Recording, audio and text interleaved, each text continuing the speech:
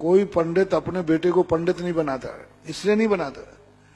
एक डॉक्टर अपने बेटे को डॉक्टर बनाता है, इंजीनियर अपने बेटे को इंजीनियर बनाता है, लेकिन कोई पंडित अपने बेटे को पंडित नहीं बनाता। क्यों? डॉक्टर अपने बेटे को डॉक्टर बनाता है, वो जानता है डॉक्टर बनना बहुत सुख है। पंडित क्यों नहीं बनाता? तो पंडितों से मैंने पूछा, बोले महाराज जी मैं तो नहीं बनाऊंगा, क्योंकि पंडिताई के दुख हमने भोग लिए। इधर पैसे लो तो कहते हैं पंडित होके पैसा ले रहा है, उधर बाल बच्चों को क्या क्या खिलाएं पिलाएं बताओ। बीमार हो जाए तो कहां से पैसा लाएं? कम से कम सरकारी चौके। एक पंडित जी थे, उनके घर में बीमारी हो गई। एक महाराज ने उनसे कहा था कि देखो तुम पाठशाला नहीं छोड़ना जिंदगी में। उन्होंने वचन दे दिया। मैं राजस्थान में आया, राजस्थान की घटना, 1500 रुपया मिलते थे उनको आज के समय महीने से। उनको एक बार बीमारी हो गई, कुछ ऐसी परेशानी 10,000 रुपये चाहिए थी, समाज ने नहीं दिए। बोले आज यदि मैं सरकार में चपरासी भी होता तो मैं मेडिकल के नाम से कुछ मिल जाता। पूरी जिंदगी भर मैंने साधु के साथ आज्ञा के मान करके पंडिताई की, और आज मुझे एक अजैन ने उनको 10,000 रुपया देकर के उनकी जान बचाई थी। आज कौन पंडित है जो अपने बेटों को पंडित बनाए?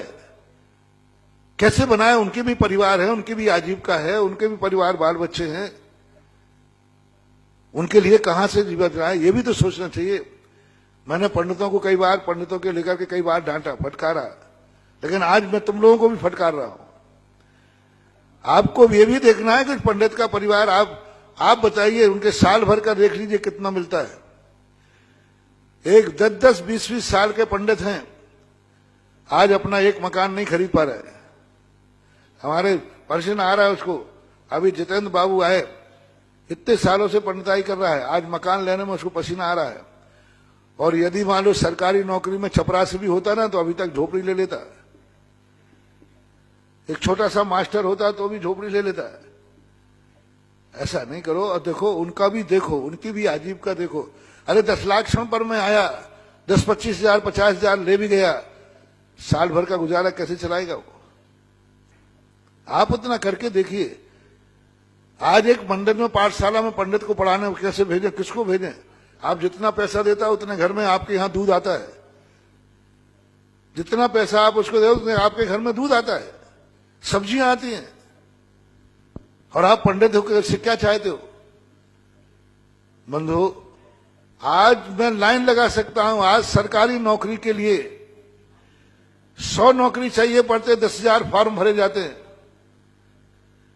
ये लाइन में यहां ला सकता हूं तो मैं एक पंडित चाहिए, 100 पंडित दिलाऊंगा। बस उनको आजीविका का सुविधा मिलना चाहिए। क्यों कोई पंडित नहीं बनना चाहता? 100 पंडित चाहिए, हमारे पास 10 हैं, और 100 चपरासी चाहिए, और 1000 चपरासियों के फार्म भरे जा रहे हैं। चपरासी के 100 चपरासी चाहिए, और फार्म कितने आए? 1000। और तुम्हें 100 पंडित चाहिए, एप्लीकेशन कितनी आई? 10 की। तो ये सोचना चाहिए थोड़ा सा। बाजे वालों को 10,000 दोगे? आज तक ये प्रश्न नहीं किया किसी ने कि महाराज बाजे वालों ने 10,000 रुपया ले लिए। एक शादी के बाजे वाले कितने की आते भाई? 40,000 50,000। यानी एक बाजा वाला बजाने वाला 40,000 50,000 ले जाए, 1-1 लाख रुपया, और निछावर करके 10-10 हजार की आप निछावर फेंकते हैं। और वो भी नई गिट्टी, 1000 रुपए के नोट 1200 में लाए बैंक से। वहां आपके लिए कोई फपूंद नहीं आई, और वो भी बाजे वाले पे यूं करके फेंक रहा है। 10-10 हजार रुपए फेंक देते। बाजे वाले 10-10 हजार रुपए की ला रहे हैं। स्टेजों पर फूल मालाएं सजा रहे हैं, 10-10 50-50 हजार रुपए की। लाइट का डेकोरेशन कर रहे हैं। और जो तुम्हारे मांगली कर रहा है, जो तुम्हारा मंगल कर रहा है, जो तुम्हारे वर वधू के लिए मंत्र पढ़ रहा है, जिससे तुम्हारा सुहाग होना है, जिससे तुम्हारा सौभाग्य होना है, जिनके मंत्रों से तुम्हारी जिंदगी का सगुन होना है, उनको 10,000 होने में तुम्हारी नानी मर रही है। 10,000 रुपया देने में तुम्हारे लिए पसीना आ रहा है, और बाजे वाले तुम्हारे 10,000 लेके गए, शराब पियेंगे। पूछो क्या क्या करते?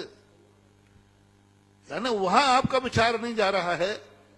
और यहां पर एक पंडित ने ले लिया, उसकी अजीब का देखो, उसका देखो क्या है, शादी ब्याह में लिए हैं।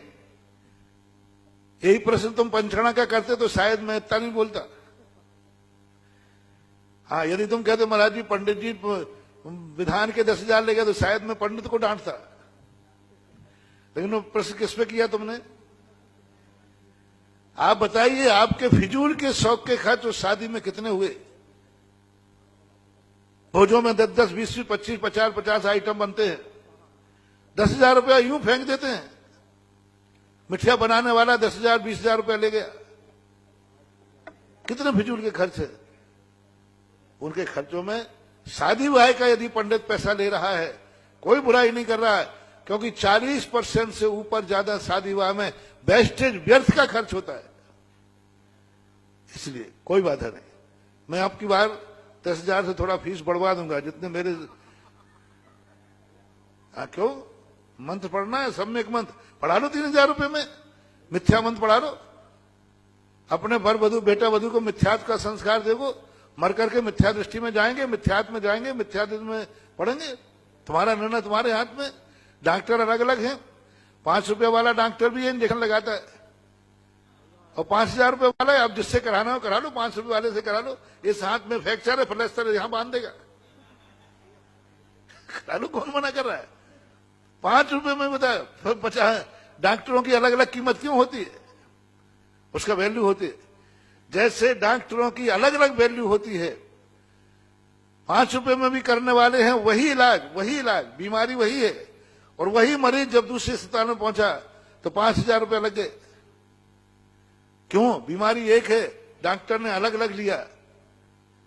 जिस प्रकार डॉक्टर अलग अलग हैं, यहां पंडित भी अलग अलग हैं। 3,000 वाला पंडित 3,000 के हिसाब से है, 10,000 वाला 10,000। वो मिथ्या वचन पढ़ रहा है, मिथ्या मंत्र पढ़ रहा है, मिथ्या कल्पना कर रहा है, और ये सम्यक मंत्र पढ़ रहा है, सम्यक मंगल कर रहा है। निर्णय आपके हाथ में।